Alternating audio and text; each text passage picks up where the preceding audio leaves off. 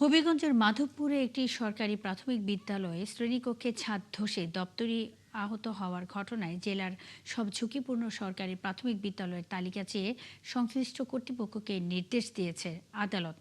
গত শনিবার উপজেলার আন্দিউরা ইউনিয়নের হরিশ্যামা সরকারি প্রাথমিক বিদ্যালয়ে শ্রেণীকক্ষের ছাদের একটি অংশ ধসে পড়ে আহত হন দপ্তরি প্রকাশ দাস।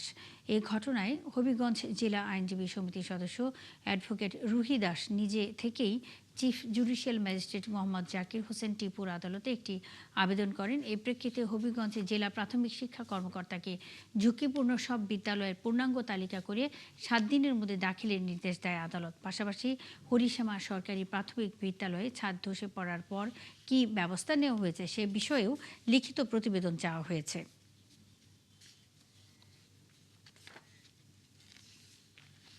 স্যাটিসফাইড হয়ে দুইটা আদেশই দিয়েছেন এবং বলেছেন যে আগামী 7 কার্য দিবসের মধ্যে জেলা শিক্ষা অফিসার হবিগঞ্জ জেলায় কতগুলো পুরাতন জরাজীর্ণ ভবন আছে সেই বিষয়ে অবস্থা, সংখ্যা এবং এই বিষয়ের কি পদক্ষেপ সে বিষয়ে লিখিত ব্যাখ্যা দেওয়ার জন্য, এবং পাশাপাশি উপজেলা নির্বাহী অফিসার, জেলা উপজেলা শিক্ষা কর্মকর্তা এবং জেলা শিক্ষা কর্মকর্তাকে এই ভবনে হরিশ্যামার যে স্কুল ভবন সেই ভবনের কী কী ব্যবস্থা গ্রহণ করেছে সেই বিষয়ে 7 দিনের মধ্যে ব্যাখ্যা প্রদানের জন্য এটাই বিজ্ঞত আদেশ প্রদান করেছেন।